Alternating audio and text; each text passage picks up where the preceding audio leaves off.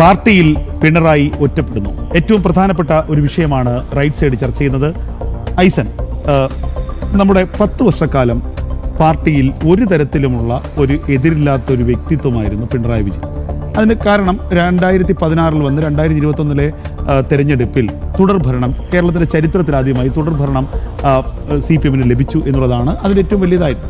അതിനുശേഷം വന്ന മന്ത്രിസഭാ രൂപീകരണത്തിൽ തനിക്ക് തൊട്ട് മുൻപുണ്ടായിരുന്ന സീനിയറായിട്ടുള്ള മുഴുവൻ നേതാക്കളെയും വെട്ടിനിരത്തിക്കൊണ്ട് തനിക്ക് താല്പര്യമുള്ള താരതമ്യേന ജൂനിയറായിട്ടുള്ള ആൾക്കാരെ വെച്ച് മുന്നോട്ട് പോയി. ഇപ്പോൾ കനത്ത തോൽവി വരുന്നു.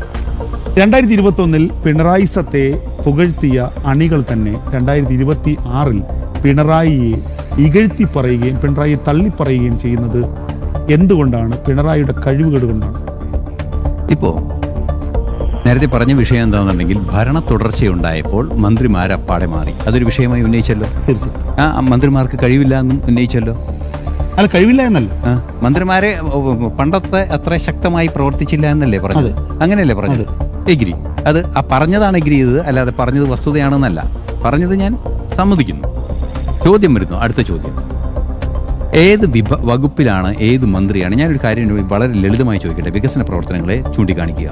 വികസന പ്രവർത്തനങ്ങളെ ചൂണ്ടിക്കാണിച്ചാൽ ഏറ്റവും കൂടുതൽ പട്ടയം കൊടുത്ത സർക്കാർ ഏത്? നേരത്തെ വീടിൻ്റെ കാര്യം പറഞ്ഞു. ലൈഫ് മിഷനിൽ 5 ലക്ഷത്തിലേറെ വീടുകളാണ് കൊടുത്തത്. ലൈഫ് മിഷൻ എങ്ങനെയാണ് ഉണ്ടായത്? പ്രധാനമന്ത്രി ആവാസ് യോജനയിൽ ഒരു വിഭാഗം, അതായത് ലൈഫ് മിഷനെ കുറിച്ച് നമുക്ക് കാര്യമായ ഒരു ബോധ്യമുണ്ടാകുന്നത് ഈ ലൈഫ് മിഷൻ എന്ന് പറയുന്ന പ്രവൃത്തിയിലെ കൃത്യമായി പ്രായോഗികമായപ്പോഴാണ്. ഈ ലൈഫ് മിഷനിൽ വീടുകൾ പണിയുന്നത് എങ്ങനെയാണ്?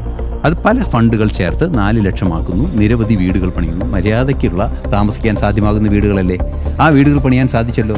5 ലക്ഷത്തിലേറെ വീടുകൾ കൊടുത്തല്ലോ. അതും കണക്കാണല്ലോ. നിങ്ങളില്ല എന്നും അഴിമതിയുണ്ട് എന്നൊക്കെ പറഞ്ഞിട്ട് കാര്യമൊന്നുമില്ല. അത് അഴിമതി ഉണ്ടെങ്കിൽ അത് തെളിയിക്കണം. ഇത് ഉമ്മൻചാണ്ടിയുടെ കാലത്ത് കൊടുത്തിട്ടില്ലേ? ഉമ്മൻചാണ്ടിയുടെ കാലത്ത് കൊടുത്തെങ്കിൽ ഉമ്മൻചാണ്ടിയുടെ കാലത്ത് കൊടുത്തത് അതെന്നെ പറയുന്നത്. ചോദിക്കാം, അത് ഞാൻ ചോദിക്കാം. ഇതേ ചോദ്യം തന്നെ ഞാൻ ചോദിക്കുകയാണ്. 5 ലക്ഷത്തോളം ഭവനരഹിതരാണ് ഉമ്മൻചാണ്ടിയുടെ കാലത്ത് ഉണ്ടായിരുന്നതെന്നാണ് പറഞ്ഞത്.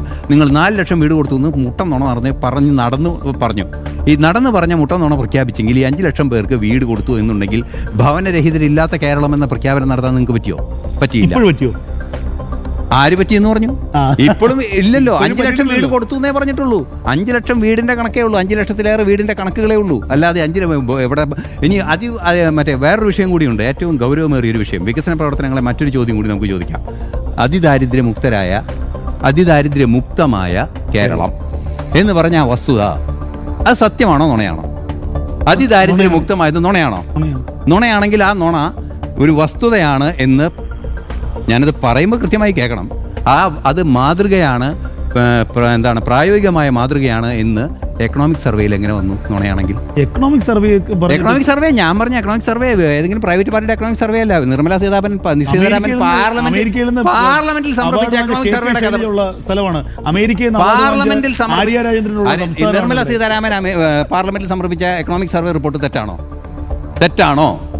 അല്ല. അപ്പോൾ അതിൽ എക്കണോമിക് സർവേ റിപ്പോർട്ടിൽ പറഞ്ഞത് ഇനി അതിദാരിദ്ര്യമുക്തരാക്കി എന്ന് പറയുമ്പോൾ, അതിദാരിദ്ര്യമുക്തരാക്കി എന്ന് പറഞ്ഞാൽ ഇപ്പോൾ കേന്ദ്ര സർക്കാരിൻ്റെയും സംസ്ഥാന സർക്കാരിൻ്റെയും എല്ലാ സർക്കാരുകളുടെയും പോവർട്ടി അലിവിയേഷൻ മിഷനിൽ ഉൾപ്പെടാത്തവരെ ഉൾപ്പെടുത്തുന്ന ആ പ്രക്രിയയാണ് അതിദാരിദ്ര്യമുക്തർ എന്ന് പറയുന്നത്. അല്ലെങ്കിൽ ദരിദ്രരില്ലാതായി എന്തുകൊണ്ട് ജനങ്ങൾ? ഓക്കെ, ഈ 2 ചോദ്യത്തിനും ഉത്തരം കൃത്യമായി നിങ്ങൾ പറഞ്ഞില്ലല്ലോ. അടുത്തത് എസ്എൻസി ലാവലിന്റെ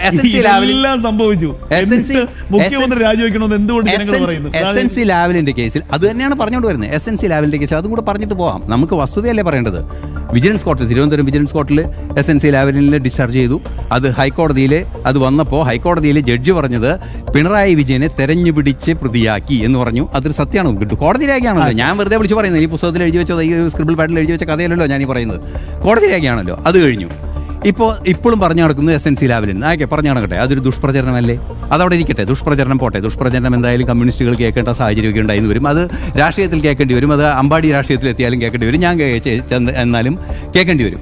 പക്ഷേ വസ്തുതയായി പറയുമ്പോൾ വിമർശനം. സുപ്രീം കോടതിയിൽ ലാവലിൻ കേസ് പെൻഡിങ്ങിലാണോ? നിലവിൽ അതേ പെൻഡിങ് ആണ്.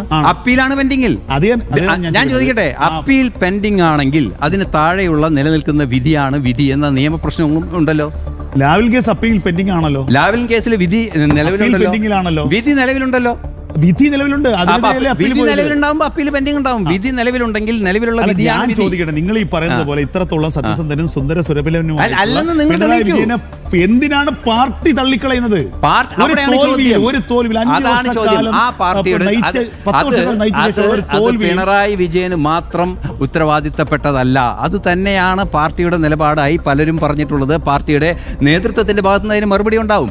ജില്ലാ കമ്മിറ്റികളിൽ ഇത്തരത്തിൽ ചോദ്യങ്ങളുണ്ടാകുമ്പോൾ, വിമർശനങ്ങളുണ്ടാകുമ്പോൾ വിമർശനങ്ങൾക്ക് മറുപടി പറയില്ലേ? ആ മറുപടിയിൽ ഉണ്ടാവില്ലേ ഇത് ഒറ്റയ്ക്ക് ഒരാളുടെ ഉത്തരവാദിത്തമല്ല എന്ന് പറയും. അല്ല, എന്തുകൊണ്ട് അത് പറയുന്നു?